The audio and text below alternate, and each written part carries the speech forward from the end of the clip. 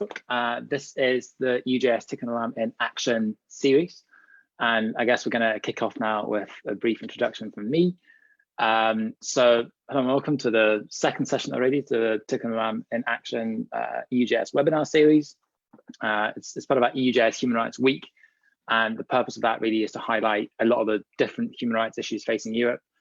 We at UJS are, a proudly human rights centered organization. We believe that Jewish rights are human rights and human rights are Jewish rights. And on that basis, we're very excited to be raising issues facing different communities in Europe, be that Roma, anti-Black racism, LGBTQI, and we've got a whole series of webinars dedicated to that. It's really important to be talking about this. But obviously not just talking, also taking action. And we hope that the series of webinars that we're creating is really going to spur grassroots action from student leaders on campuses, but also in the virtual space to advance the human rights causes that we all deeply care about. So my name is Olaf Sander. I'm the Vice President of EUJS. For those who don't know, I imagine that most do know, but EUJS is an umbrella organization of Jewish student groups in Europe.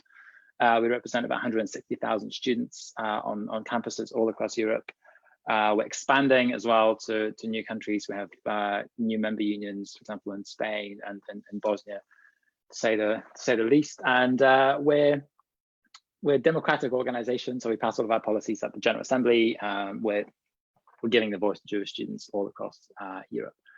I'm very delighted to be moderating this conversation today on issues facing LGBTQI communities across Europe. And before I introduce the conversation and introduce the panelists, I just wanted to give you a bit of technical chat about how it's going to work on Zoom or on Facebook.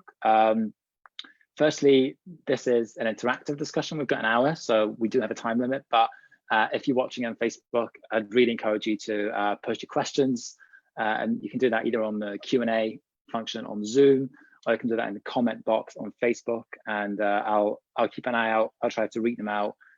And yeah, do get engaged, whether it's a question to one of the panelists or all of us, or just a comment you want to raise. This is really the centerpiece of this event. And we're definitely going to leave at least 15 minutes at the end for those questions. For those following the discussion on social media, feel free to use the hashtag TOIA2020, so Ticking Alarm in Action 2020. And I suppose without much further ado, I'm going to introduce the panelists, which is very exciting. So firstly, we've got MEP Terry Reintke. You're a German Green member of the European Parliament, first elected in 2014 and then re-elected in 2019. Terry has been very vocal on issues like women's rights, equality issues, as well as civil liberties, social affairs, and LGBT+ issues. And Terry's also currently the deputy chairwoman of the Greens EFA parliamentary group and the co-president of the LGBTI parliamentary intergroup. And Terry's also a very good and long-running friend of EUJS, so we're very excited to hear from her again today. Then we've got Mr. Euan Platt, who's the executive director of IGLYO, which stands for International Gay, Lesbian, Bisexual, Transgender, Queer and Intersex Youth and Student Organization. I hope I got that right. Created in 1984 as a reaction for a need of better cooperation among LGBT+ youth organizations on different regional and national levels. And if I understand it right, IGLYO now has 95 member organizations in 40 countries and is actually the biggest LGBT+ international youth and student network. And last and certainly not the least, we've got Ms. Dalia Fleming. Dalia is the executive director of KeshetUK. And Keshet is a UK-based organization that strives to ensure that Jewish LGBTQI people are fully included in Jewish communal life, and that Jewish education and training is fully inclusive of LGBT+ people in all their wonderful diversity. So now I'm going to crack straight onto the questions. There's definitely a lot to discuss, and I'm very excited to hear your questions and comments. So, put your thinking caps on, and in about 45 minutes, I'd love to have some space for your questions from the audience. So first, I just wanted to ask each of you, the panelists, to briefly introduce your recent work and your sort of current priorities. What are some of the big issues that you're working on? And we'll start from you, Terry. Thanks a lot. And first of all, thanks for inviting me. I'm always very happy to share discussions with EUJS and especially on such an important topic like LGBTI rights. And maybe, I mean, today we are gathering, and I can start with something which I think is maybe not so joyful. As you have probably seen yesterday, the incumbent Polish president was unfortunately re-elected, despite the fact that he had really run a campaign based on hatred towards different minorities, but also very specifically LGBTIs in Poland. And I start with that because for us in the LGBTI intergroup in the European Parliament, this is not a completely isolated case that we are seeing attacks on LGBTI rights in Poland, but we see that all over the European Union, brought up the whole of Europe, and I would even say globally, if we look at people like Donald Trump, also Bolsonaro in Brazil, there is a sort of backlash against LGBTI rights. And I would say that this is certainly one of the priorities that we have been working on a lot. And also trying to link the different struggles there, because obviously a lot of the backlash that we are seeing with regards to LGBTI rights also refers to other minorities, but very often is also linked to attacks on rule of law and democracy, and more in general.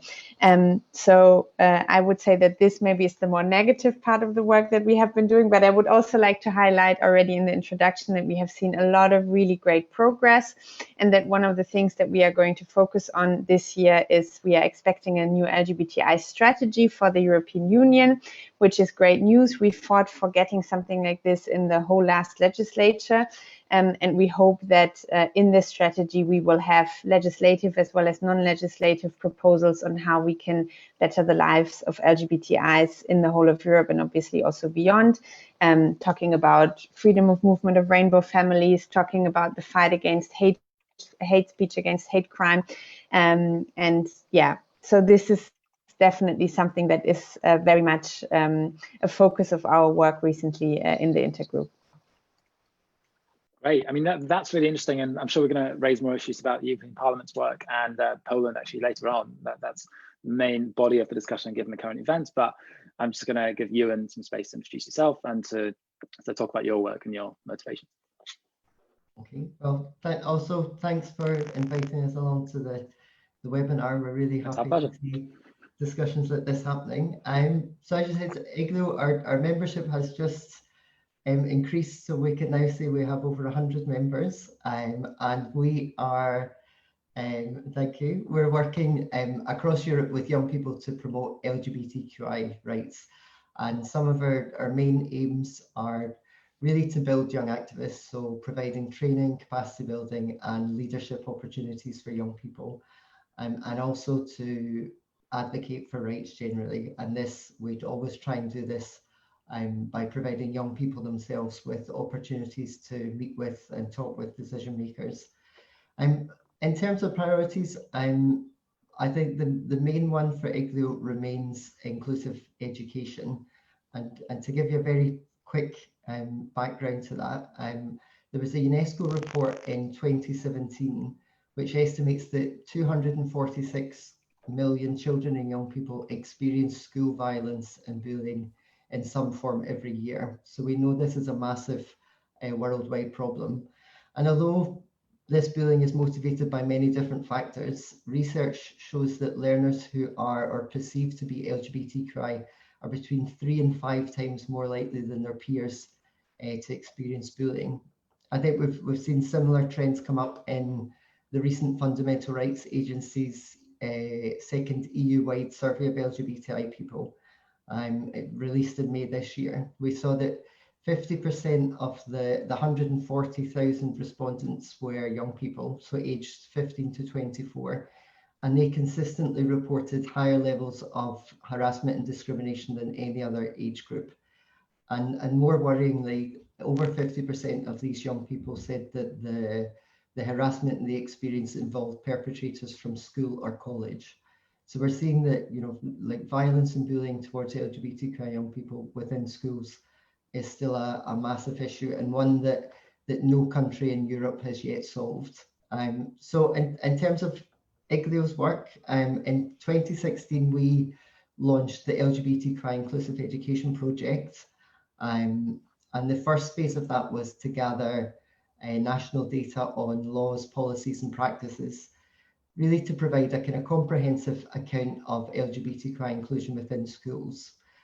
So we launched the first MAP indexing report in 2018, really to kind of highlight where progress has been made. As Terry said, we've seen a lot of progress across Europe in some countries, but also to underline what's still missing. And we see that things like teacher training, inclusive curricula, and data on bullying, segregated by sexual orientation, gender identity and expression, and sex characteristics are the three areas that are still really missing.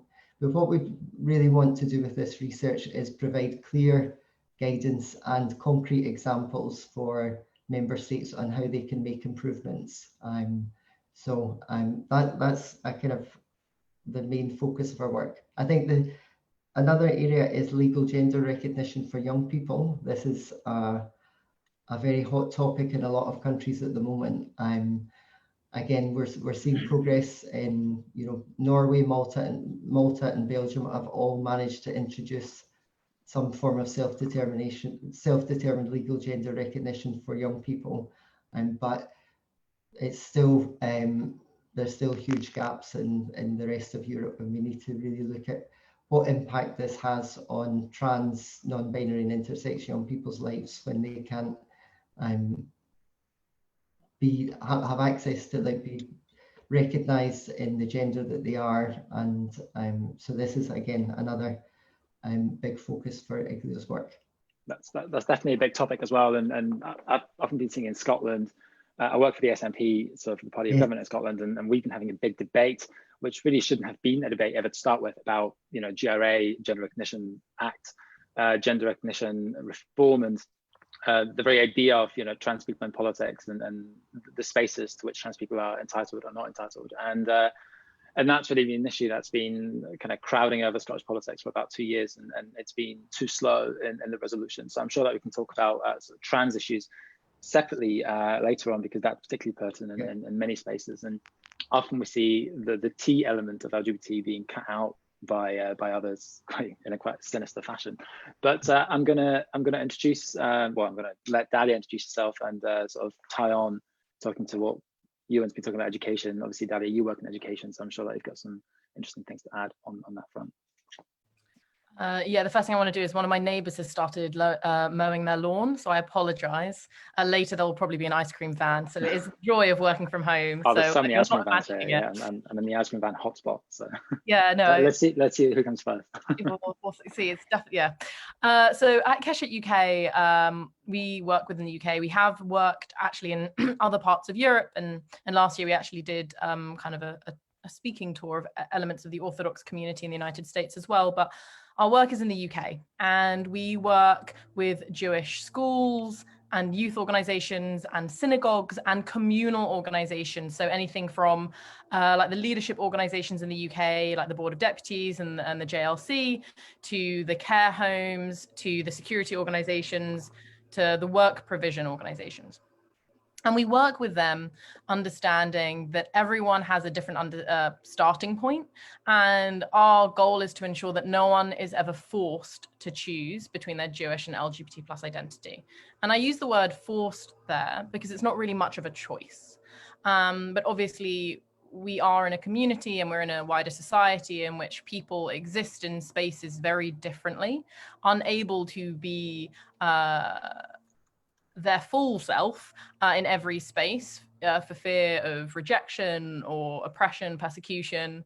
So we work with the entire UK Jewish community, Orthodox, Liberal, Reform, 𝑯𝒖𝒂𝒏, cross-communal, really trying to understand where they're at, where they'd like to get to, and understanding that for us at KeshetUK, it's really important that LGBT plus Jewish people see themselves able to be in positions of leadership within the community, able to express themselves free from fear of persecution and oppression, and that their voices are valued, and that we're positively visible. And that when I say positively visible, what I mean is that we want more than the conversations that are around education and are around that. We want people to understand that we really do exist, and that when we have these conversations around what does it mean to have inclusive education, which we do think can look different in different parts of our community, the visibility there is really centering Jewish LGBT plus people and the needs that we have in order to feel safe and feel welcomed and able to really thrive in our communities, because that's something that hasn't and doesn't always happen in all parts of our community, even the parts that have really been at the forefront of LGBT plus rights in the UK. We really believe that all parts of our community can do more. And for some people, it's literally, well, can we do A, B, and C is the kind of the stumbling block. And for others, it's, well, you know, what does X, Y, and Z look like? And that's the kind of work that we do to try and support the UK Jewish community. Great, that's all very exciting, and I'm sure we're going to talk about education in a bit, because obviously that's a staple of human rights education that we do. But I'm just going to go back to a slightly broader question. And obviously, even as LGBTI community in Europe on a broad scale enjoys a pretty high point in legally enshrined human rights. There's been a lot of progress being made in a lot of Western European countries, especially. A lot of LGBT plus members face, you know, growing threats by the rise in hate speech and violence, and often that's being carried out by political officials or even heads of state, as we have seen in Poland, for example. And Europe often has this reputation as a beacon of equality, particularly in the eyes of those from outside of Europe. But if you look beneath the surface, the story is much more complex and much more tangled. So perhaps let's start with this question. In European society specifically, what do you see as the dominant source of anti-LGBT plus prejudice? And where do we start in basically tackling LGBT hatred? What is the first thing that we have to do to root it out? And I'll start with Terry, unless somebody wants to come in. Sorry, I was just waiting for you to point to who should start. Yeah, sorry, I should have let you know. All right. No, I mean, if I'm being absolutely honest, I think that the story, and this is also a little bit like from within the community, the story that we thought was our story for a very long time was that there was constant progress. And it would just, you know, because if you compare our situation to our parents' generation or our grandparents' generation, I mean, in most European countries, it has become much better. And we have to acknowledge that and the great progress that we have made. But at the same time, now we can see that maybe things that, you know, in the realm of what can be said in a public discourse, what you know, can be done, what kind of also legislation can be passed, in which kind of framing, we have certainly seen that we have taken steps back as well. And I think that this is something that is very often addressed mostly in Central and Eastern European countries, but I would say it does not only exist there, because at least the discourse, we also have it in all Western European countries, and even in countries where we have seen a lot of progress over the past years. And when we look at where does it come from, I mean, I think we have to name what are the main political forces that are driving this discourse, and this is mostly right-wing and also extreme right-wing political forces that are behind this.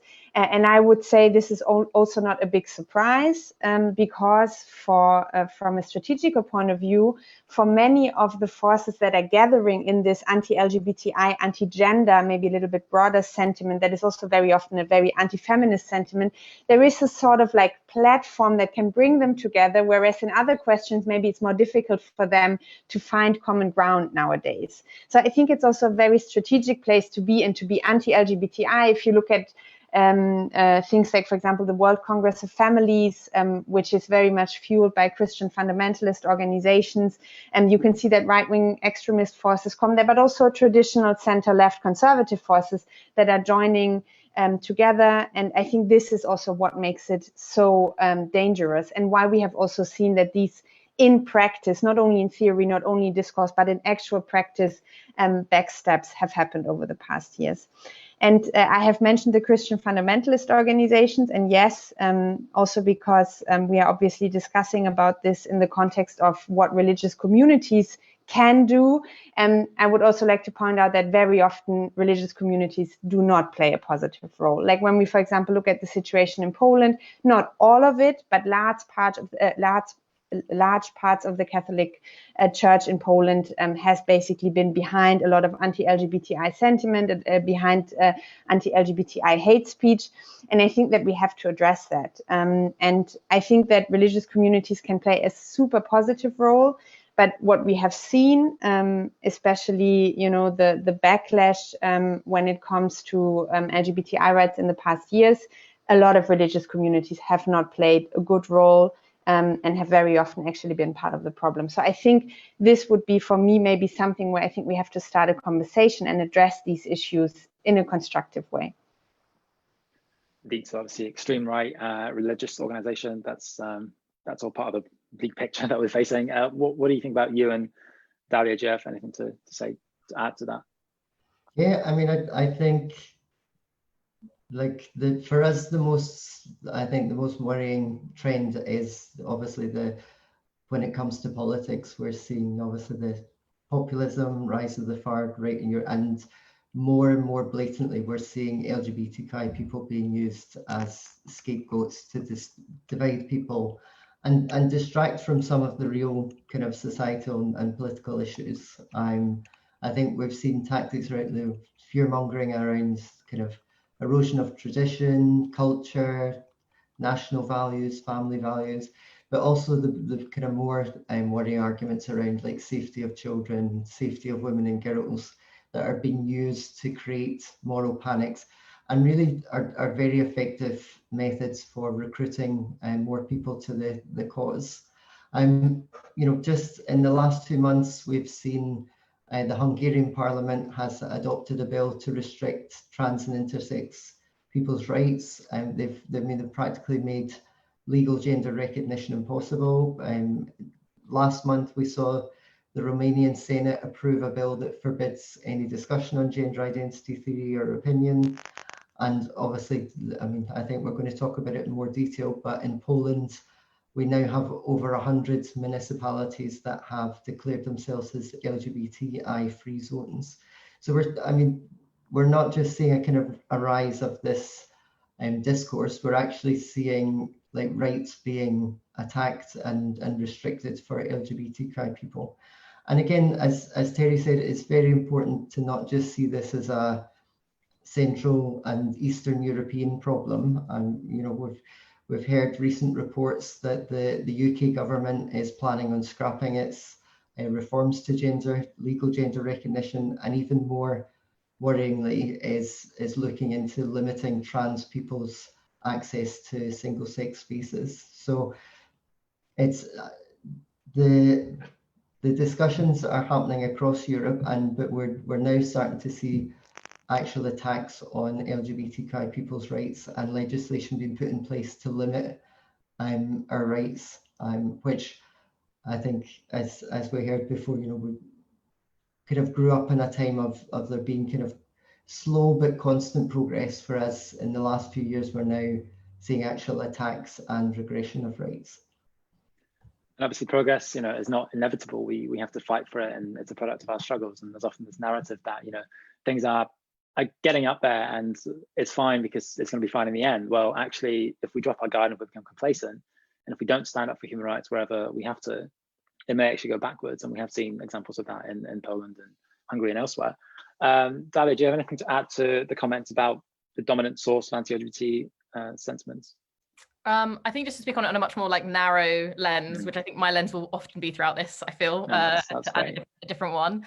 I think there's a lack of trust between a lot of like broader faith communities and the LGBT plus communities, homogenizing them and separating them as though we don't exist intersectionally. But what I mean by that is that it's really hard to have a good conversation. It's hard, I think, to have conversations where you're not worrying that you're about to be tweeted about or about to be kind of outed as anti-LGBT plus or outed as pro-LGBT plus, or even just kind of unsure. And I think that then really goes into kind of what Euan was saying about the fact that there's a lot of fear mongering, and from a UK perspective, and that becomes legitimate fear, right? At that point, when people are being told by the news sources and the people who are so often their own moral compasses that actually you should be afraid of trans people, like you should be afraid for your young people in schools, that then leads to a very different way that conversations happen, and as well as a shutting down of conversation that allows for people to explore where that fear is coming from. Because obviously on big platforms, you shouldn't be questioning whether trans people exist. It's not healthy, it's not right, it's not legitimate. Like I don't personally want to be seeing that from the BBC. It's not a conversation to be had. But there do have to be spaces where when we have this level of fear, how do we communicate? How do we try and ensure that actually we can continue to have the rights that we need, as well as build on rights that we have yet to get when we can't have conversation to allow for an educational space? And I think that really, the way in which conversations happen, I think right now is a real barrier actually to conversation and kind of progression. So many issues to discuss and so little time. I've got a question from Lara from Barcelona, and we'll have more questions at the end, but I think that this one is quite important given that we just talked about education and we talked about Scotland and the UK. Do you think that it's important to introduce LGBT plus curriculum in schools in the coming years, like Scotland has recently done? And if so, how the process work and what are some of the barriers in that process as well? Maybe I'll start with you, Dalia, given that you're the expert on the issue. Yeah, no, I think it is really important. I do think, and this is where we sometimes differ from other organizations, that can look different in different spaces. If we're talking about ultra-Orthodox Jewish spaces, that will be different to a cross-communal or a progressive Jewish space in terms of what that means, and in terms of what they're kind of the minimum standards to ensure that the LGBT plus Jewish people in that space can know that they exist, that they have a future. And others within that community to understand that, to build relationships with the fact that Jewish LGBT plus people and LGBT plus people in general exist. But I think the kind of the SRE guidelines, the sex and relationship education guidelines that the government produced, that should be coming into play kind of soon, we're a really good starting point of what the minimum level of understanding should be. And schools who are, I think, implementing a lot of a kind of LGBT plus topic and education the best aren't doing it in kind of a standalone way. You know, we at KeshetUK do go in and we do a year 7 to year 13 curriculum, like sessions, that we adapt depending on the situation that we're in and the kind of the ethos and the values of that organization. But I think the government having kind of a minimum standard on what it knows young people need in order to thrive and see themselves is really important. And I do believe that can be implemented in all parts of the Jewish community, potentially in different ways. Do you want to feed in on that as well, Terry, and maybe also add what role the EU Parliament can play in this as well? Is there any frameworks to which we can have a pan-European curriculum, or are we not at that stage yet? Terry. Well, actually, education policy is one of the fields that is still, not in EU competence. So you have it on national or sometimes even regional level. In Germany, it's not even the federal level that is adopting curricula, but it's really happening on the regional level. And I think when we are talking about minimum standards, I think we are more talking about guidelines, like, providing member states in whatever form they are then doing the educational policies with a sort of like framework in which this should happen. And I think that what Dalia was saying is absolutely true. I don't think that there is a one size fits all. I think also in different cultural contexts, you would probably have to address it differently, but that there is some kind of content, that there is some kind of recognition that, there is not only a white, straight family that, able-bodied and so on and so on.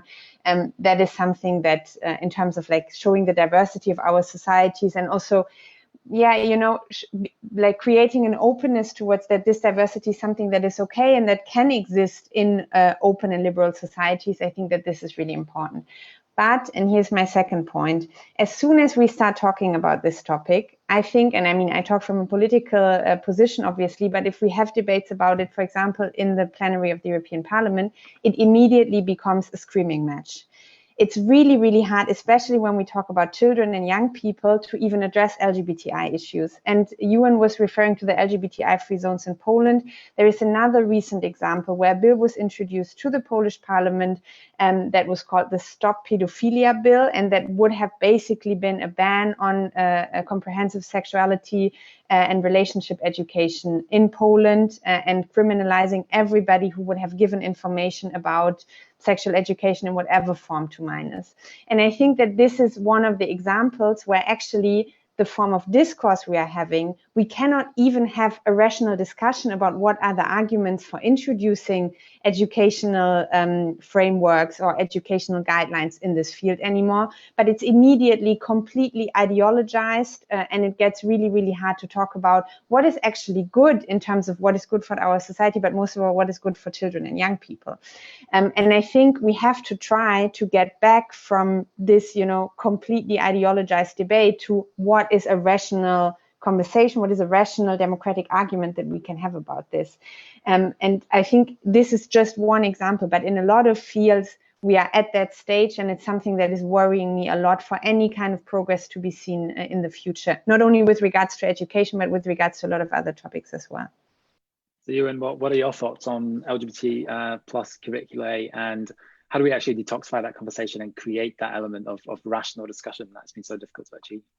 Yes, I mean, for us, it's one of our key indicators in our inclusive education index, because we know from working with young people that the lack of visibility and role models within school as a whole remains a huge issue.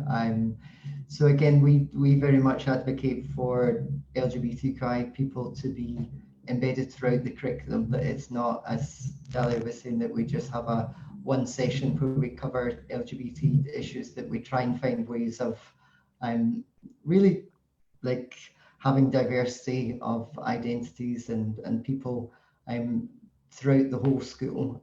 So for us, it's really key in making young people feel that they exist, that they're recognized, and also that they're not pathologized. We still see examples of curricula in some countries in Europe that actually have very negative and like stereotypical messages about LGBTQI people. So, we absolutely need to review curricula and make sure that any representation is, affirming rather than like potentially adding to the problems we see.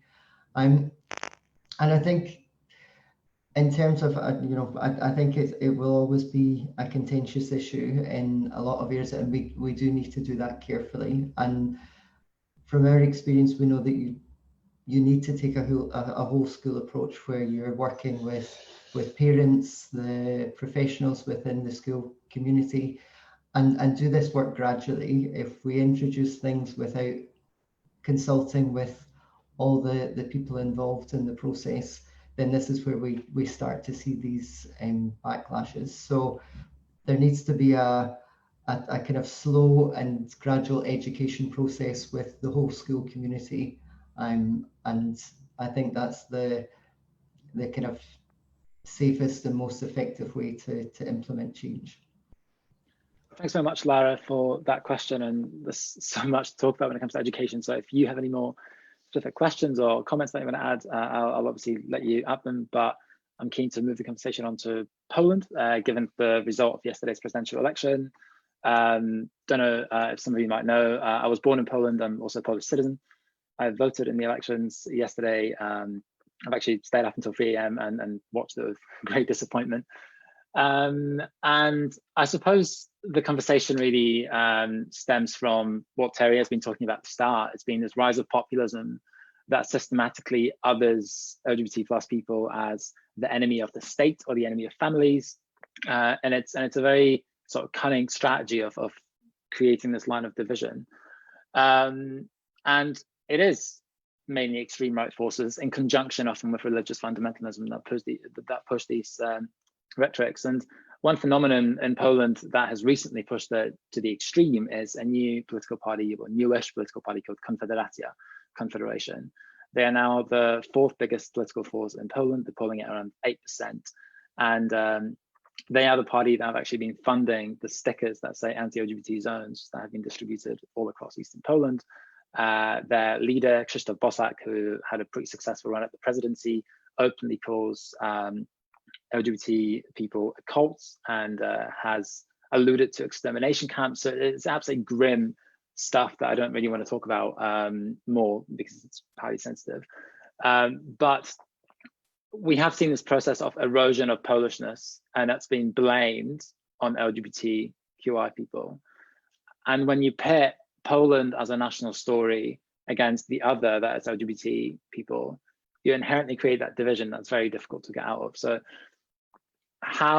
what are your comments on the Polish presidential election sort of as a hot take, and how do we reverse that toxic drift that implies that LGBT people or other minorities such as Jews, because that's also been part of the conversation in Poland, or Muslims, are not part of Poland and are not part of the national story? How do we reverse that dangerous backsliding?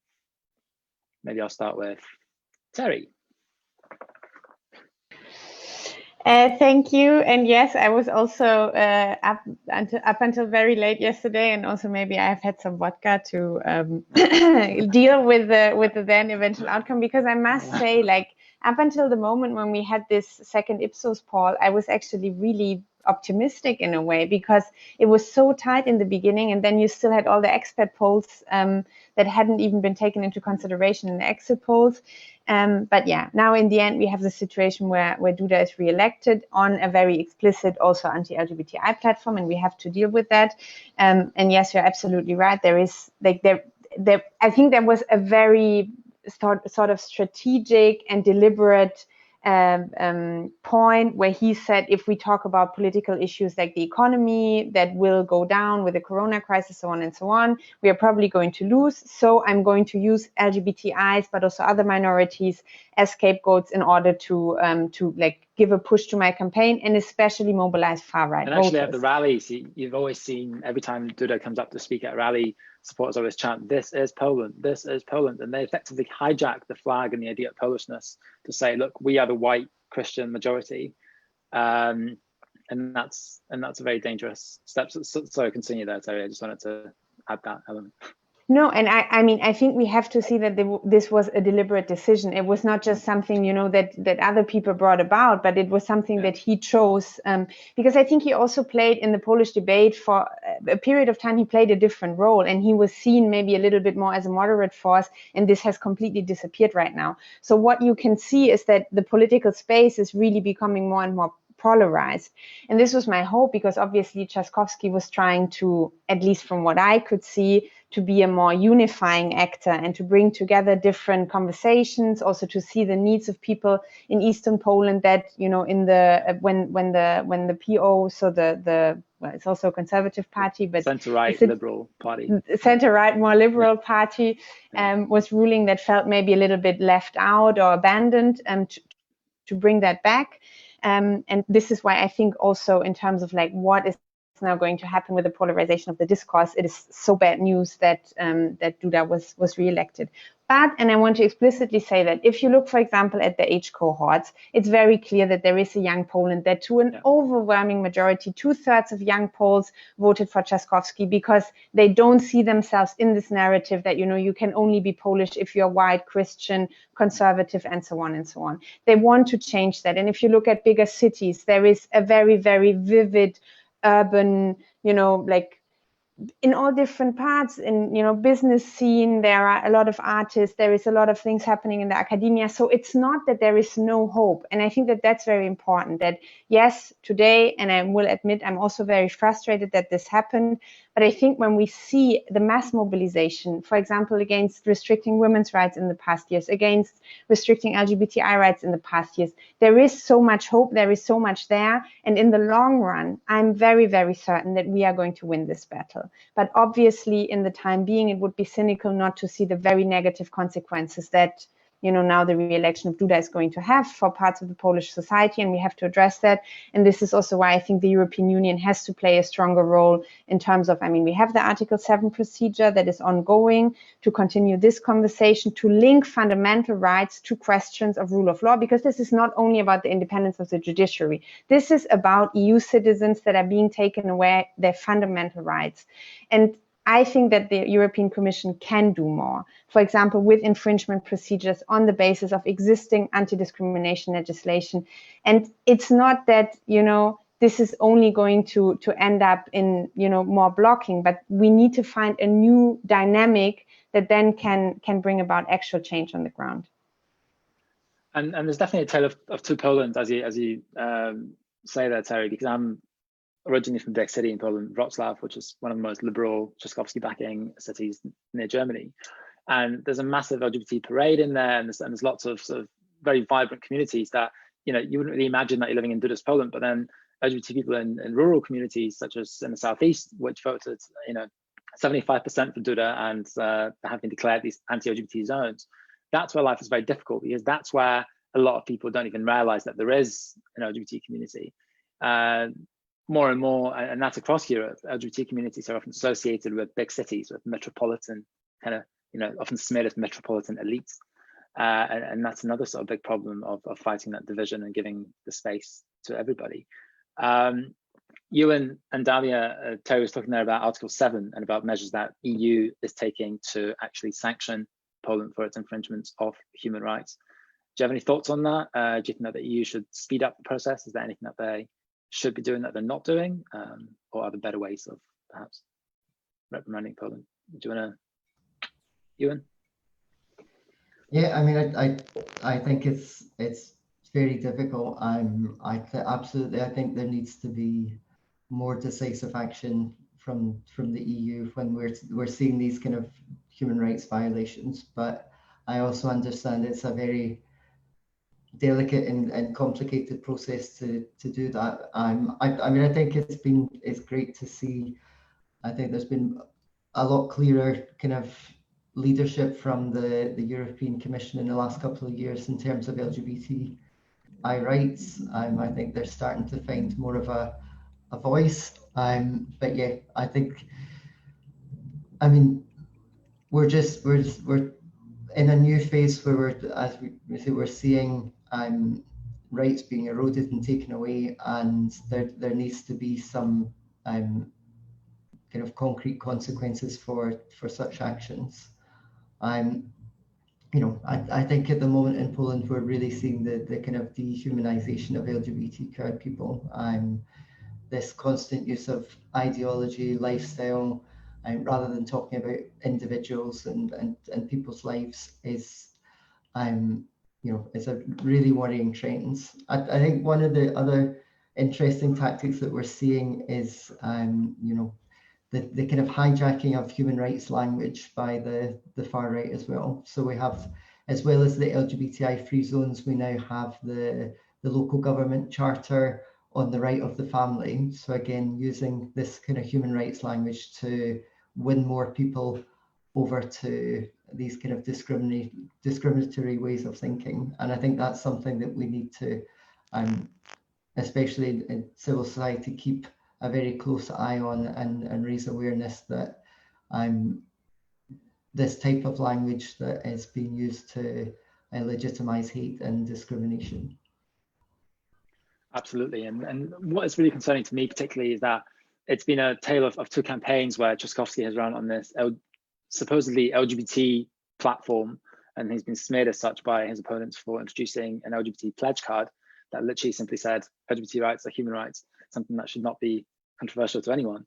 And Duda on the so-called family card, which has pledged an end to same-sex abortions on top of ending LGBT inclusive education in Poland, which is barely existent, and scrapping sex education in schools as well, citing supposedly a threat to families coming from that. So there's often been that kind of discourse of family versus LGBT, and that's something that we definitely have to address and kind of specifically talk about, because obviously it's people being played unfair, and people very often vote based on emotions, especially in polarized societies like Poland. And if they're constantly being told your family's at risk, your family's in danger of these people, it can be quite a potent force. And we've seen that in Hungary and Poland, and hopefully it will not happen in the West, but we cannot be complacent.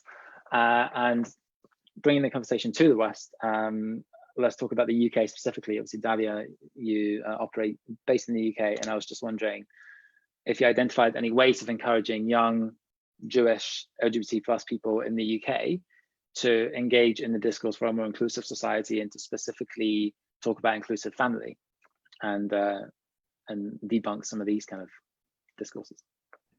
Yeah, I think the narrative turning to LGBT plus versus family is such a painful binary for so many LGBT plus people, in the idea that we can't have families, or we aren't part of families, or that community doesn't matter to us somehow.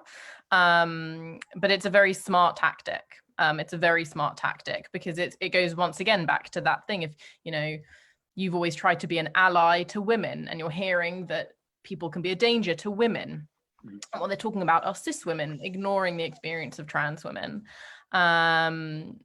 But it's a very clever use of language that then needs to be dissected. And actually, I think, within the UK community, there are lots of Jewish LGBT plus people who are really actively trying to engage with their local communities and their synagogues. But I also think it really, really highlights the need for allyship at this moment in time, as it is an ongoing process. And, the idea that I think one of the reasons that big cities are often known to be much safer for LGBT plus Jewish people or LGBT plus people in general is that's because that's the spaces they go to. They work hard, they do well in education if they can, they save up any money that they have, and they move to big spaces, which then creates more rural places where there are no LGBT plus people for anyone to go, oh, you have a family, oh, you're like me, oh, we also like this and don't like that and want to have ice cream on a Saturday. It's that kind of thing where it ends up creating even more of a very physical divide. But that's why allyship is so important in these conversations, so that people can start to see and hear kind of more of the discussion around, actually this is dehumanizing, and that there are common outcomes that we all want as a society, in which ensuring that LGBT plus people can exist safely doesn't infringe upon others living safely. But when you have such loud voices who use slogans like, we are Poland, in the same way that, make America great again, it creates a narrative where you're thinking, oh, okay, this is what we should look like. And there's a lot of, there are other LGBT plus Jewish groups actually in the UK that are really trying to create much more visibility, much louder. But the issue we then have is whether they're engaging in the wider Jewish community, and whether they then get othered as not really part of the Jewish community, which we've seen with a lot of kind of more kind of young Jewish activism and groups.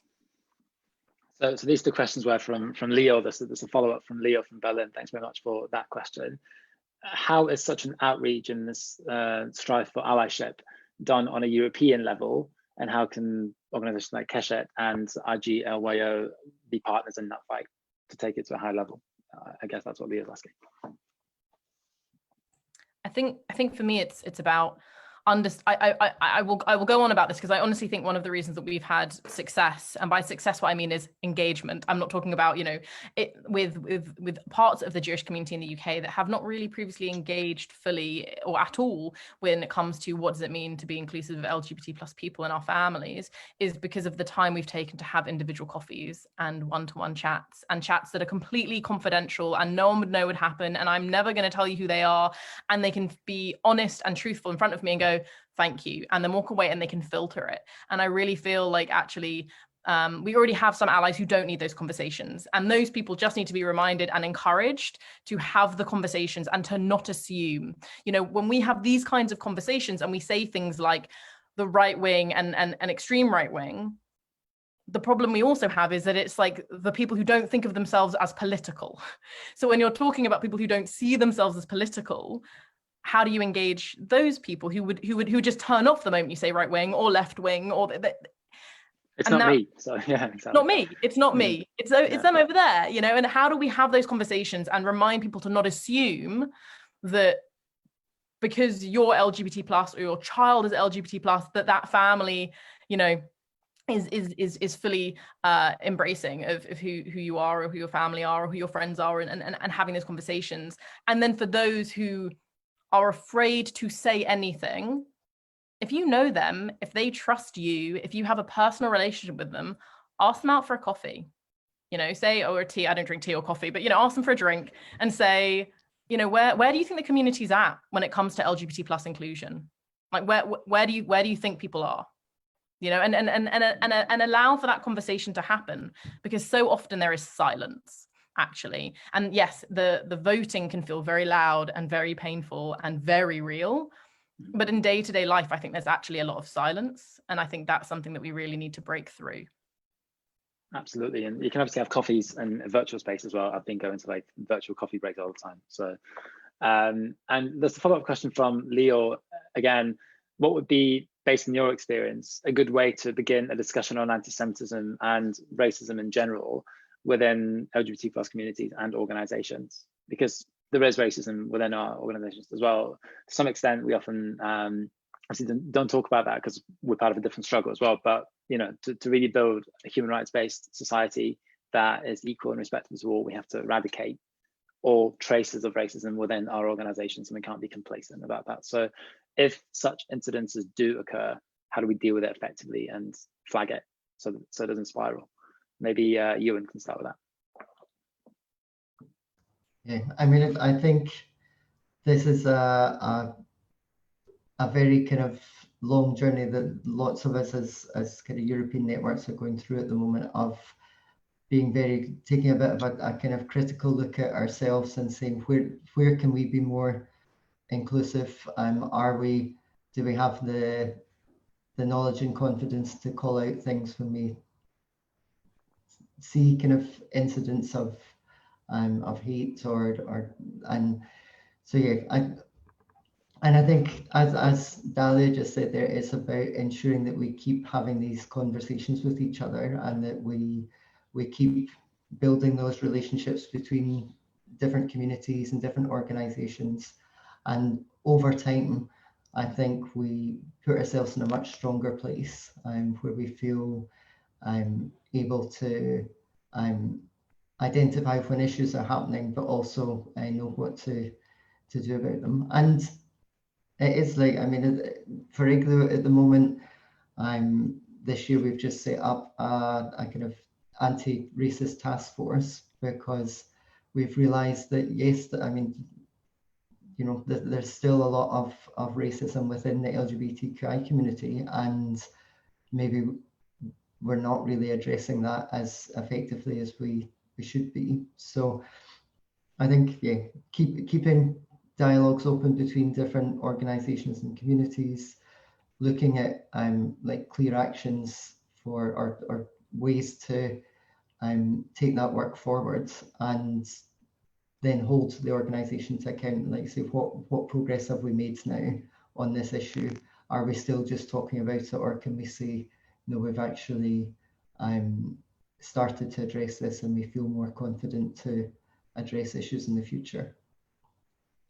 So addressing racism within LGBT plus communities. Terry, do you have something to say to that as well? And maybe within broader progressive spaces as well, how do we embed the human rights kind of focus and not lose focus on the other issues as well that are important? It's actually a topic that I have been thinking about probably every day over the past couple of No, but honestly, I haven't really come to very smart conclusions, I guess. No, but maybe I want to start with something positive, because I actually think when we talk about allyship, I think the LGBTI community has been fairly successful over the past years. I mean, if we look at what prides are, I mean, on the one side, we criticize that they are not political enough because they are not, you know, classic demonstrations, but in large parts of the world, they have become something that is you know, really inclusive and everybody can come and enjoy themselves. And, you know, I still say there have to be political and demonstrations, but at the same time, I also think there is something really beautiful in having all of this and having a lot of straight people that don't really feel they're part of the community, but they can come to prides and celebrate and get engaged and learn stuff and so on and so on. So I think that, yes, there is a positive story to tell. At the same time, I think there are also a lot of, maybe calling them failures is already too negative, but a lot of challenges that we are facing. And I see that there are also a lot of non-constructive discourse threats that I can see when we try to address potential conflicts, misunderstandings, difficulties between different communities and also inside of different communities, where you just have, you know, different struggles coming together, and then they're at this intersection, and then it just becomes very, very difficult to entangle everything. And, you know, the one side is then hurt, and then the other side is hurt, and then we call out every single thing that somebody has done wrong, and then everybody is in their corners, and then we don't have a conversation anymore. So I think that what Dalia was saying about building trust is absolutely important, and keeping things constructive, saying like, look, you have this issue maybe, and I can see that there is an issue there, but what you are now saying, it's hurtful towards me, it's, you know, it's erasing me, it's whatever. And we try to find a way how this can become a constructive place again. And actually, yes, you can have coffees virtually, but I think you also need to have human contact. Like, you need to look a person into the face and see, you know what, actually, there is a real fear that you feel. It's not something that you make up to, you know, deny my issue or my claim or whatever. So I think this is something that we have to work on, how we can create these spaces. And then the last part that I wanted to make, and there I very specifically want to talk the allyship between religious communities and LGBTI communities, because I think there is a very important link there. Because when we speak about right-wing, center-right, conservative people, a lot of them actually are religious. And I mean, not all. I know that religious communities are, you know, as diverse as they can be, and so on and so on. But very often there is a link. And you know what? If we say that there is an attempt of the far right to kind of, you know, glue themselves stronger to center-right, moderate, conservative forces, then instead of saying this is bad, we have to go away from there, I think we have to try to engage with these moderate, center-right, conservative forces, talk to them and tell them why it is important to stand up, for example, for LGBTI rights, and why, you know, hateful discourses are wrong and bad, and they should stand up against them. And this is something where I think also this like question of how to engage with religious communities is absolutely crucial. And I think in a lot of ways also from the community, this has maybe not been done enough in the past years. And this is why I think organizations like Keshet are so important, to show, you know, that there is this overlap, there is a common space, and we have to see how we can bring people together and then together shape this common space that I think in the end, at least the really, really big majority of human beings wants to shape in a positive and constructive and good for all way. Dalia, do you have a few points to add to that as well? I think you might be on mute. Okay, that's it. I mean, we're 4 months in, it's doing well.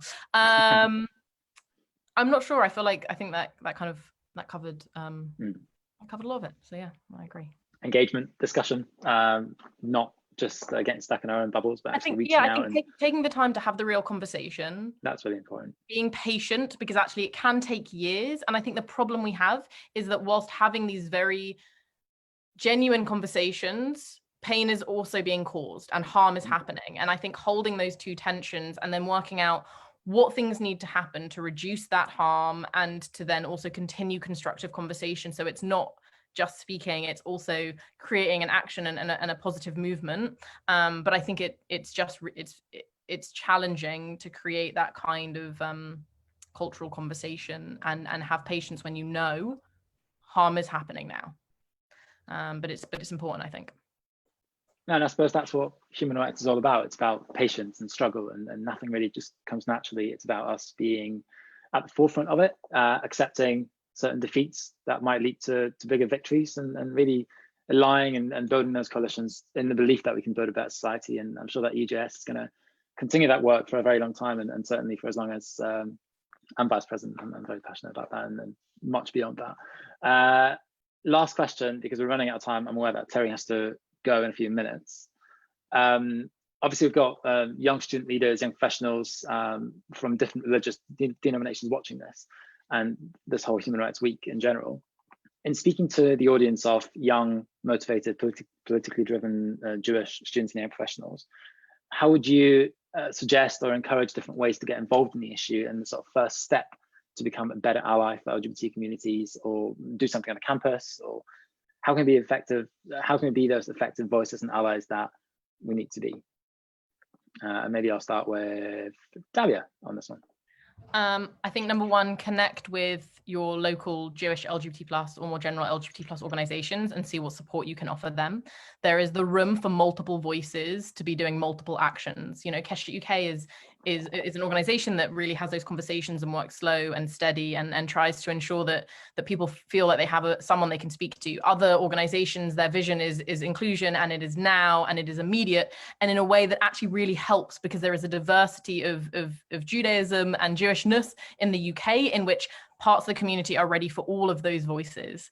And so work out how you feel best and the skills that you have best to help part of that conversation, understanding that Jewish LGBT+ people will need that support, but also in a way that is, for me, educational, kind, which doesn't mean avoiding tension. I have a whole thing about the difference between kindness and niceness, and is enabling communities to understand what they can do, not what they can't do. Great, it's very inspiring. One thing that we can do to be effective allies, Euan, what do you think? I mean, I think Dalia covered it really well there. We would always say, you know, reach out to your local or national LGBTQI organization, just start the conversations, identify one project or action that you can work together on. And that's again about just really starting those conversations and building those links. I mean, I have to say, like, from our experience, I think UGGS has been very proactive in contacting IGLYO and involving us in different projects, and we really appreciate that. So you're setting a very good example on this front. Well, it's only a beginning of our partnership, hopefully, and this is a much more long-term fight we've got. Terry, do you have a few final remarks on that? No, I absolutely agree. Get engaged and listen, but also at the same time, for me, see the overlaps of the struggles that we are facing, and then obviously after engaging, if you can and if you feel that there is space for that, speak up. Because what I have seen is one of the most powerful tools to really build trust is that when you feel your struggle, you are not alone, but there are other people from maybe other backgrounds that have other issues to deal with, but they are with you in that very moment. And even if they cannot fully understand every little bit of it, they're there to tell you, we are behind you and we are going to back you up. Because I think this is where political solidarity is becoming powerful and is actually enabling things that otherwise could never happen. So get engaged and then speak up in solidarity if you can. And this is exactly what UGS is doing, partly in this Human Rights Week as well, taking alive in action. So I'll tell you a bit more about the sessions that you can join later. But unfortunately, that's now all the time that we've got. There's so much more to talk about. I'm sure that we're going to return to these issues when we bring back our EU activism seminar or many other webinars as such. But for now, I'd just like to thank Terry, Dalia, and Euan for your time, your meaningful contributions, your insight. I'm sure that a lot of people watching will take it away and discuss it in their communities, maybe inspire some of their colleagues as well to not just talk about it, but take action. And this conversation has really shown the need to boost dialogue, to build more coalitions, and to really act on this important issue, to not be complacent about human rights, and to really participate in the fight that we are all stakeholders in. UGS is obviously active in many of these fronts, and we're no doubt going to be in contact with your organizations to continue that work, any more actions or campaigns that arise, and you're definitely going to be at the forefront of our battle as well. Thank you also to all those that have tuned in to Zoom and Facebook. Thank you, Leo and Lara, for your questions. And If you have any more questions for the next events, you can start thinking about them already. It's always good to have questions. And speaking of the next events, our next Ticket Alarm in Action session is slightly later tomorrow. It's at 6 p.m. European time on Facebook Live, and it's a discussion on anti-Black racism, where we've got a great panel including 𝑳𝒐𝒡 Joseph, who's a London-based Black Jewish activist, as well as 𝒖𝒂𝒏, who's the vice president of Paris-based anti-racism organization SOS Racisme. So that's a very important, pertinent discussion, obviously, in light of the BLM movement and much more. So please join us tomorrow at 6 p.m. European time in the same place. But for now, have a good evening and stay safe. Thanks very much. Cheers. Bye.